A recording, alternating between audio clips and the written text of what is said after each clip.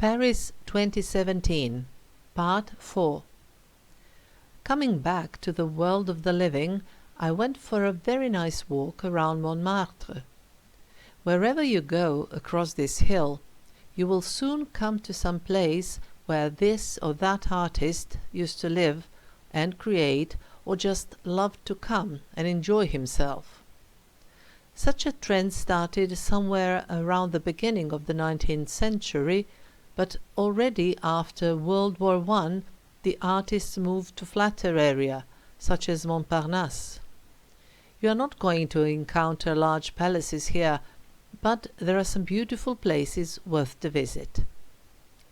Other than Moulin Rouge, that is, the Red Mill, there are two other windmills that have survived in Montmartre, and these are Moulin de la Galette et Moulin Radet.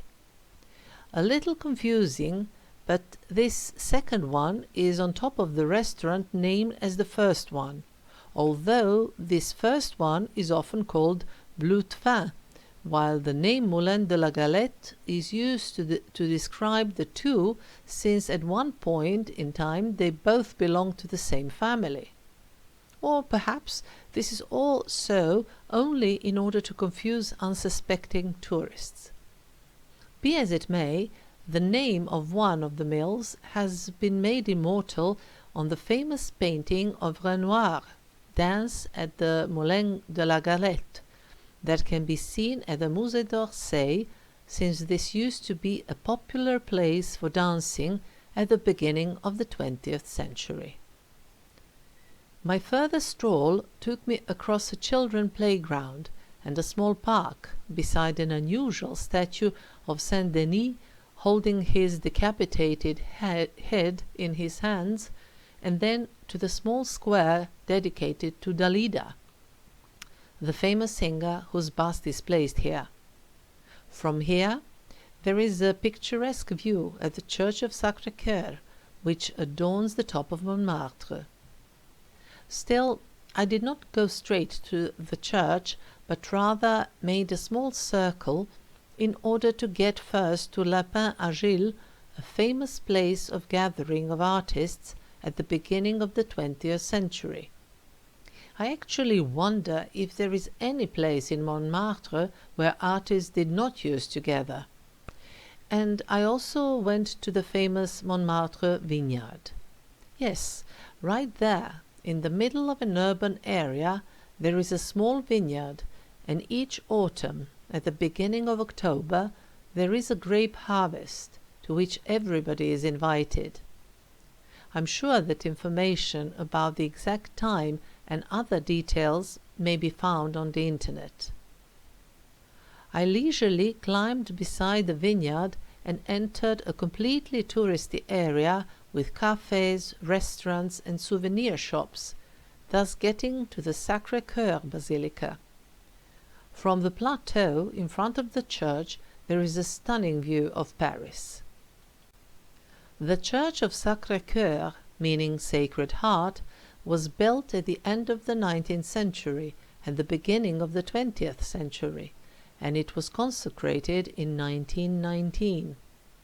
It was not allowed to take photos and film inside, but I can report that it is very beautiful and impressive, while the main ornaments inside come in the form of mosaics. It is also possible to climb up to the dome if the view of Paris from the plateau and the large flight of stairs in front of the church does not suffice. Near the Church of Sacré-Cœur there is the Church of St. Peter, which is one of the oldest churches in Paris, built in the 12th century, but it was closed when I got there. Practically across the street from the Church of St. Peter there is the famous Place du Tertre, which is one of the symbols of painters Montmartre. There are always artists there who offer their already made paintings and drawings, as well as a possibility to make a quick caricature or a portrait of tourists who can be found in abundance here. Around the edges of the square plaza there is a myriad of cafes and restaurants. Although this is one of the famous sites, I still didn't want to make a coffee break there, but rather did it a little later when I got to the lower sections of Montmartre. Still, before the coffee, I walked for a while yet around Montmartre, which is truly picturesque, and that walk was most enjoyable. Along the way, I kept coming across sights of the "this is where Picasso used to live when he painted Demoiselle d'Avignon" type, but I also visited a very unusual church of St. John the Evangelist, which was built in 1904. The church is remarkable because it was the first church built using reinforced concrete, but I particularly liked its architecture, which was very interesting and atypical. Then I finally sat at a cafe enjoying a hot beverage and hot heaters that allowed visitors to sit outside, although it was rather chilly. There I also decided to walk to the opera and farther to the Seine, but before that I went to the large section with stairs descending down from the plateau in front of the Sacré-Cœur, and there I parted from Montmartre. My further walking took me through different streets and beside the Trinity Church, but I didn't stop there. When I got to the opera building itself, which is officially called the Palais Garnier after its architect, I also didn't stay there for long, and in fact I only took a few photos and looked around me. The Garnier Palace started to work in 1875, although the idea to have a new opera building appeared at the beginning of the 19th century. The town plan created by Haussmann, more about him in a little while, envisaged its location in the space called the Place de l'Opéra. The opera building is very impressive from the outside, and it is said that it is even more impressive from the inside. With its 11,000 square meters, it used to be the largest theater building in the world. Nowadays, it is mostly used for ballet performances. Precisely from the plateau, in the middle of the square, where one turns around oneself and looks in different directions, there are beautiful views at wide Paris boulevards. The main culprit, under inverted commas, for those spacious boulevards is Baron Haussmann. Admittedly, he got his order from Emperor Napoleon III, but the entire clearing of old condensed buildings and construction of wide boulevards, parks and squares are linked precisely to Haussmann. Let there be no mistake about his name, which is pronounced in French in the way that may suggest some Oriental roots. If anything, the roots would be German, although the guy was French, no question about it. Although his ideas and plans were often criticized by his contemporaries, the Parisians of today are grateful for those broad boulevards, because even with them there are a lot of traffic jams, and it is inconceivable what it would all look like with narrow streets. After this rotating around me and looking at the wide boulevards, I took one of them and headed towards the church of St. Mary Magdalene, which is much better known under the name of the Madeleine. The church is also known for its unusual shape, and that is the shape of the Greek temple. It was built from the middle of the 18th century to the middle of the 19th century with a lot of complications and different ideas as to what it should actually be. Finally, it was consecrated in 1842, and that put the final stop on its purpose. The central part of the church is surrounded by 52 Corinthian pillars that are 20 meters high. When you leave the church, there is a beautiful view towards the Place de la Concorde, but I didn't go directly there. Instead, I first went to another square that is nearby, and that was the Place Vendôme. The square was designed at the end of the 17th century, and originally there was a statue of Louis XIV, but it was destroyed during the Revolution.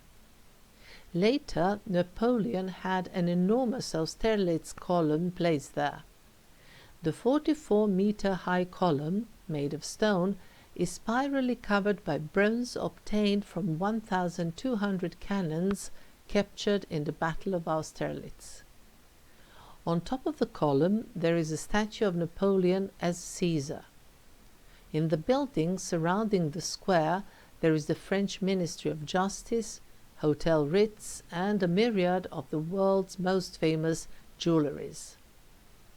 Having walked around the Place Vendôme, I went to the Rivoli street that goes along the Tuileries garden towards the famous Place de la Concorde. This is a huge space with a couple of fountains and an ancient Egyptian obelisk from a temple in Luxor, which the French received as a gift from the Egyptian authorities in the first half of the 19th century in exchange for some support. Still, the square has been made really famous by the fact that during the Revolution this used to be the main venue for cutting heads off with a guillotine.